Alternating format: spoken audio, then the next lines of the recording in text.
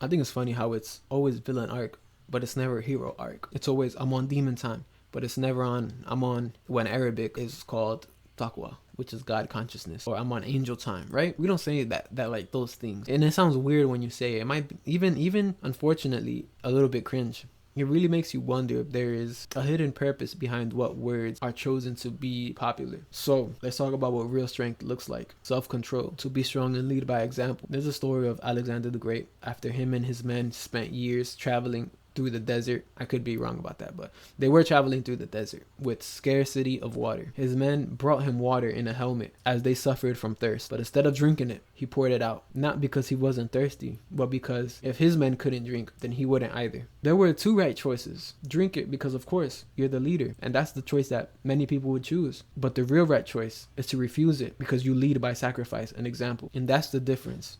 If you give in to weakness, your people will follow. But if you endure, they'll rise to the occasion with you. And that, my friends, is real strength. You guys heard me say this 100 times on my channel. The difference between the hero and the coward. They both feel the same thing, but it's what the hero does that makes him a hero. Despite feeling that fear, he does what's right. Sometimes moments of courage are defined by mere seconds, so which will you choose? But that doesn't mean that you go out looking for trouble or stirring something up so that you can prove your courage, so that you can test your might, so that you can prove your bravery. One should be courageous and brave when they have to be. And just because you do a courageous act today doesn't mean that you'll do one tomorrow. But it'll come when it's time to pay the rent. And you must make a decision at that time. So when you're in doubt, just remember, a coward dies 1,000 deaths and a hero only dies once. Now let me ask you. Is it better to be loved or feared? It's a good question. It's nice to be both, but it's very difficult. But if I had my choice, I would rather be feared. I'm sure a lot of people from the movies, if they've seen a lot of movies, they say feared. Honestly, ones that truly love you will respect you. And ones that fear you will respect you, but with spite and malice in their heart, which can be a double-ended blade at the end of the day. The strength of a man is shown in two ways, in my opinion. One is his ability to forgive, and two is his ability to solve conflict without violence. If someone bumps you and gets in your face and says, what are you gonna do? If your ego is inflated, you'll easily get drawn into an argument or a fight. If your ego is deflated and you follow this idea of the ego death and whatever it is, then you'll most likely be a coward or walk away from your values. The real answer is balance. De-escalate the situation, avoid conflict, but be prepared to defend yourself. Always in defense, but never for your ego. Now let me tell you, let's talk about women. Despite what society, especially in the West, wants you to believe, your worth as a man is not defined by how many women you can be with, by how many girls you can attract, by how many people you're texting on your phone. None of that. This, my brother, is a pointless game. As to what end are you planning to reach? What is the end goal? One loyal, modest, supportive, wife-level woman beats the options that you think you have. Because deep down, honestly, you catch a glimpse of what could be the wife and you feel emptiness. You feel that emptiness in your stomach and in your soul.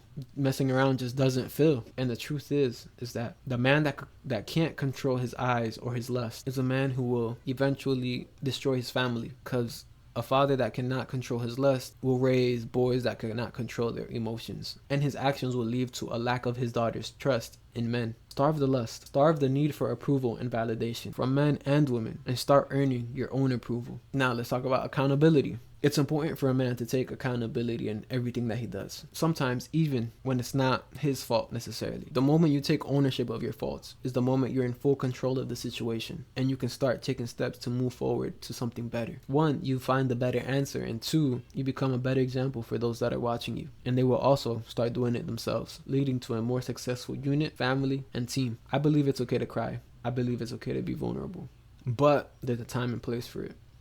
In battle and in life, crying has its benefits, but you must also realize and keep in mind that it does not help solve the issue. You eventually need to get out of that state and solve whatever is burdening you. And if you need to cry, cry with your brothers, cry with those who know your heart. And my point was, cry while moving forward. Don't cry to give up. Cry because it's hard, but you still keep walking. Cry because you're lost, but while still in pursuit of finding yourself. We think crying in a movie makes us emotional men, but the truth is, the movie just gave you permission to feel what was buried inside you.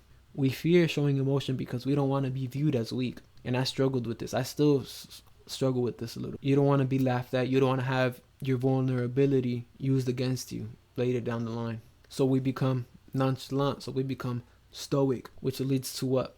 We bottle it up and put it away and try to forget about it. Try not to think about it. But the reality is that you can't, because it will leak into another aspect of your life. If you don't allow yourself to feel and to deal with it in a healthy way, it will leak into other aspects of your life. So when it comes to crying, it's okay to let it out, but don't let it stop you. In conclusion, what is true strength? I don't know why I was talking like that. Be a monster, be a beast, but for the ones who stand behind you. Because if you aren't strong enough to stand for the ones that you love and your beliefs, then you cannot be a good man. As a man, we are the ferocious lion, but also the gentle lamb. You are strong not because you overcame many opponents, but because you constantly overcame yourself, your limits, your standards, your doubts. And with that comes the ability to overcome any opponent. That's pretty much it, man. My love, like, subscribe, share, all that good stuff. Hope you enjoyed the video, man. And yeah, man. See ya. Oh yeah, support the brother. Peace.